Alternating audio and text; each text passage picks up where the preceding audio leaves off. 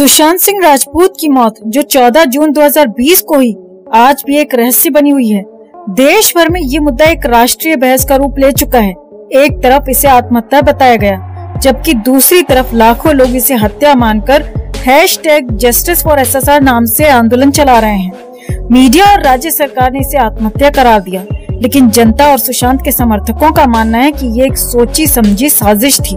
Social media पर सबूतों और सवालों की बाढ़ आ गई। सुशांत का बेड और फैन की हाइट का मामला, सवाल उठे कि अगर पलंग से पंखे तक की ऊंचाई इतनी कम थी तो फांसी लगाना संभव कैसे हुआ। सीसीटीवी फुटेज गायब। घटना के वक्त बिल्डिंग के सीसीटीवी कैमरों की फुटेज हटा दी गई।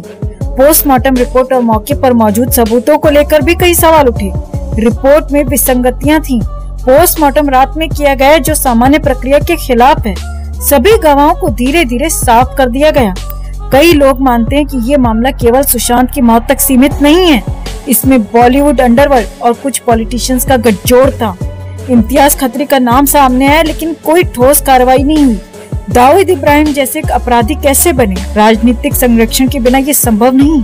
मौत के बाद करीब 20 लोगों की संदिग्ध परिस्थितियों में मौत हुई जो सुशांत केस से जुड़े थे।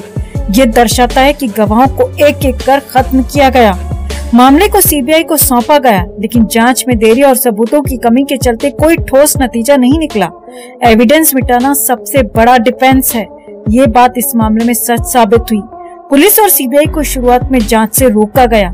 इस केस ने बॉलीवुड के काले सच, अंडरवर्ल्ड के प्रभाव और पॉलिटिकल संरक्षण जैसे गंभीर सवाल उठाए। सुशांत सिंह राजपूत सिर्फ एक अभिनेता नहीं, बल्कि करोड़ों लोगों के आइकन थे। इस मामले में न्याय मिलेगा या नहीं, ये एक रहस्य है, लेकिन ये केस एक बार फिर ये साबित करता है कि देश में सत्ता और पैसे के बल पर सच को कैसे दबा दिया जाता है। 14 जून 2020 के दिन एक बेहद टैलेंटेड स्टार इस दुनिया को अलविदा कह गया। आखिर उस दिन सुशांत के साथ क्या हुआ था, ये सवाल आज तक ज्यों का त्यों बना हुआ है। सुशांत सिंह राजपूत करियर में अच्छे थे, एक्टिंग अच्छी कर रहे थे, काम उनके पास भरपूर था, पर्सनल लाइफ में वो खुश थे, उनकी शादी की तैयारियां चल रही थी, वो एक आलीशान फ्लैट में रह रहे थे और आलीशान गाड़ियों के मालिक भी थे। इनफैक्ट बाइक से भी उन्हें प्यार था और उन्होंने जाने से कुछ समय पहले ही BMW की बाइक खरीदी थी, जिसकी कीमत तकरीबन 26-27 लाख होती है। तो कुछ इस तरह के शौक थे सुशांत सिंह राजपूत के। सुशांत का नाम लेते ही एक हंसता हुआ चेहरा सामने आता है। आपको बता दें, सुशांत सिंह राजपूत का कंपैरिजन इंडस्ट्री में किया जा रहा था शाहरुख खान और अक्षय कुमार से। कहा जाता है कि यही वो आउटसाइडर्स हैं जो बाहर से आकर इंडस्ट्री में इतना बड़ा मुकाम बना पाए हैं। हालांकि शाहरुख के लिए ये बात सच नहीं है, पर सुशांत सिंह राजपूत को उन्हीं के रूप में आगे देखा जा रहा था।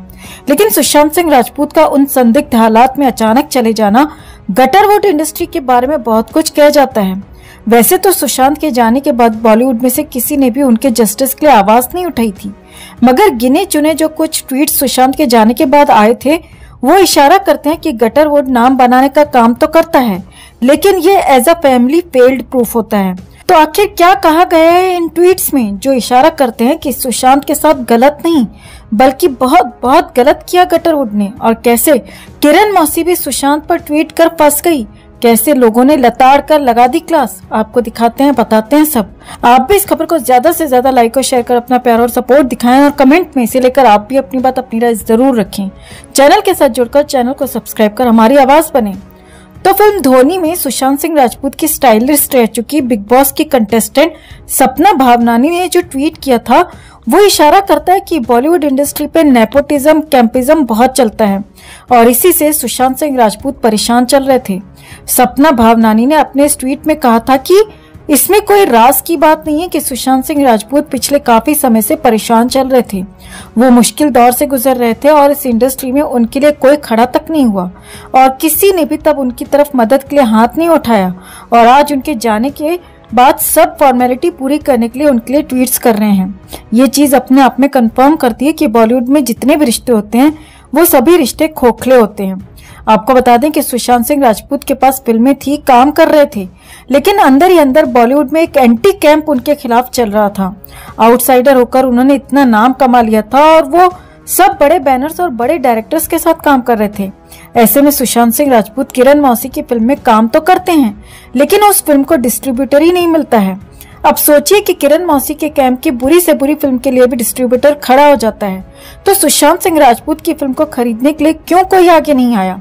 साथ ही उनकी एक और फिल्म दिल बेचारा, इस फिल्म को भी डिस्ट्रीब्यूटर नहीं मिल रहे थे और उसके चलते ही इस फिल्म को भी सुशांत के जाने के बाद OTT प्लेटफॉर्म पर रिलीज किया गया।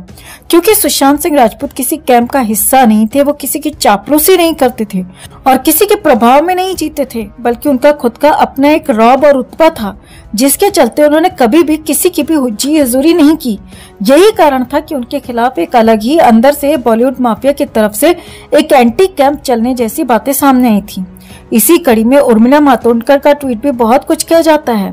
उर्मिला मातोंडकर जो इंडस्ट्री में काफी बड़ी फिल्में कर चुकी हैं, उन्होंने अपने इस ट्वीट में कहा था, ये इंडस्ट्री जो कि पूरी तरह नेपोटिज्म से चलती है, उसमें बाहर से आना, हार्ड वर्क करना, मेहनत करना, स्ट्रगल करना और अपना नाम बनाना वाकई में बहुत बड़ी बात है। ये जानकर बहुत दुख होता है कि तुम इतनी जल्दी चले गए। यानी कि कहीं न कहीं शब्दों में नेपोटिज्म शब्द आ ही रहा है। अनुभव सिन्हा जो डायरेक्टर हैं, उन्होंने भी सुशांत के जाने के बाद एक ट्वीट किया था और पूरे बॉलीवुड की प्रिविलेज क्लास पर एक तंज कसा था।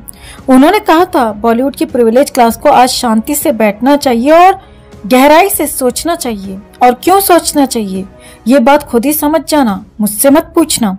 जाहिर सी बात है, अपने इस ट्वीट से अनुभव सिन्हा ने एक बार फिर से बॉलीवुड में चलते हुए नेपोटिज्म के बारे में बात की थी, जहां पर एक स्टार के अंदर टैलेंट होते हुए, उसकी फैन फॉलोइंग होते हुए भी उसे ज्यादा काम नहीं मिलता। उसे काम मिलता है तो उसको डिस्ट्रीब्यूटर्स नहीं मिलते, उसको फाइनेंसर्स नहीं मिलते।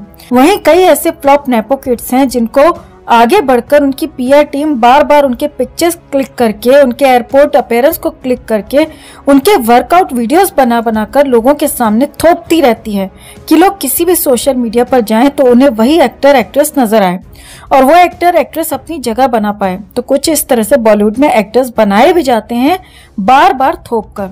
इसका सीधा सा एग्जाम्पल इस बात से लगाया जा सकता है कि सारा अली खान आती है करण जौहर के शो में। वहां पर जब बेस्ट एक्टर के बारे में उससे पूछा जाता है तो कार्तिक आर्यन को वो क्यूट बताती है। इस शो के बाद कार्तिक आर्यन से वो मिलती है, कार्तिक आर्यन के साथ घूमती है और कार्तिक आर्यन के साथ ही एक फिल्म भी बन जाती है। सारा और कार्तिक के साथ होने से फिल्म को पब्लिसिटी भी मिलती है। लेकिन ये फिल्म जैसे ही फ्लॉप होती है या इस फिल्म की शूटिंग खत्म हो जाती है, फिल्म को डिस्ट्रीब्यूटर मिल जाते हैं, फिल्म रिलीज के पास आ जाती है, तब ये एक्टर्स फिर से स्प्लिट हो जाते हैं और इनका ब्रेकअप हो जाता है। एक छोटा सा बच्चा भी इस बात को समझ सकता है कि ये रिश्ते बनाए गए हैं अपनी फिल्म को प्रमोट करने के लिए और इसका सबसे ज्यादा क्रेडिट जाता है तिरछी टांग वाली किरण मौसी को। वैसे खुद किरण मौसी ने भी दिखावे के लिए सुशांत के लिए एक ट्वीट किया था और उस ट्वीट के लिए उसे फैंस की नफरत भी झेलनी पड़ी थी। किरण मौसी ने अपने ट्वीट में लिखा था, इस बात के लिए मैं खुद को जिम्मेदार मानता हूँ कि पिछले 1 साल में मैंने तुमसे मुलाकात नहीं की। मुझे बहुत बार महसूस हुआ कि तुम्हें किसी की जरूरत है जिसके साथ तुम अपनी बातें शेयर कर सको, लेकिन मैंने इसके बारे में ज्यादा नहीं सोचा। हम अक्सर हमारी जिंदगी में शोर के बीच जीते हैं लेकिन अंदर से अकेले होते हैं। कुछ इस तरह से किरण मौसी ने ट्वीट किया था। इस ट्वीट के तुरंत बाद लोगों ने उसकी तरफ अपनी नफरत दिखाई थी और जमकर लताड़ दिया था कि ऐसे ट्वीट्स कर तुम ये साबित करने की कोशिश मत करो कि सुशांत ने खुद को खत्म किया। उसने खुद कुछ नहीं किया, बल्कि तुम जैसे बॉलीवुड के गुंडों ने ही उसे मार दिया।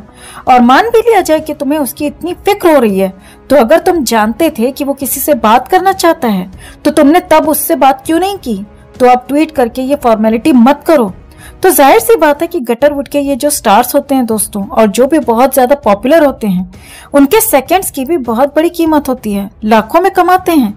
यही कारण है कि ये सेलिब्रिटी सेकंड्स के लिए इवेंट्स में तो चले जाते हैं, लेकिन किसी भी दोस्त के पास नहीं जाते 2 मिनट के लिए भी जो अकेले पड़ गए हों, क्योंकि वहां पर जाने के इनको लाखों नहीं मिलते और वहां पर जाते हुए इन्हें कोई पेपरेजी नहीं मिलती, फोटोग्राफी नहीं मिलती, वीडियोग्राफी नहीं मिलती।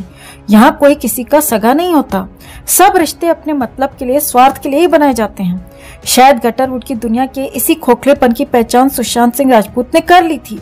कुछ समय पहले ही उन्होंने अपने एक इंटरव्यू में ये बात शेयर की थी कि उन्होंने इंडस्ट्री में नाम तो कमा लिया, उनकी तारीफ भी होती है, लेकिन अभी तक वो इस इंडस्ट्री के लिए आउटसाइडर ही हैं, क्योंकि उनको इंडस्ट्री की पार्टीज में नहीं बुलाया जाता। इंडस्ट्री के इनर सर्कल का हिस्सा वो अभी तक नहीं बने हैं। आपको बता दें कि इस गंदे बॉलीवुड का हिस्सा होते हुए भी सुशांत इन सबसे अलग अपनी जिंदगी अलग तरीके से जी रहे थे। वो पार्टीज के लिए क्रेव नहीं किया करते थे, उन्हें पार्टीज में भी नहीं बुलाया जाता था तो उन्हें कोई फर्क नहीं पड़ता था। वो अपनी लाइफ में संतुष्ट थे, साथ ही वो काफी स्पिरिचुअल भी थे। पूजा पाठ करते थे। काफी रिलीजियस प्लेसेस भी उन्होंने पिछले कुछ समय में विजिट की थी। ये बात खुद उनके रिलेटिव्स ने बताई थी कि कुछ ही समय पहले जब वो अपने गांव गए थे तो उन्होंने अपनी कुलदेवी के दर्शन किए थे। उसके बाद फैमिली के साथ भी वो रिलीजियस टूर पर जाने की प्लानिंग कर रहे थे। सुशांत सिंह राजपूत एक सक्सेसफुल एक्टर होते हुए भी जमीन से जुड़े हुए थे। इतना सक्सेस पाने के बावजूद सुशांत सिंह राजपूत का इस तरह से चले जाना वाकई में इस गटरवुड के बारे में और इस गटरवुड के लोगों के बारे में बहुत सारे सवाल छोड़ जाता है।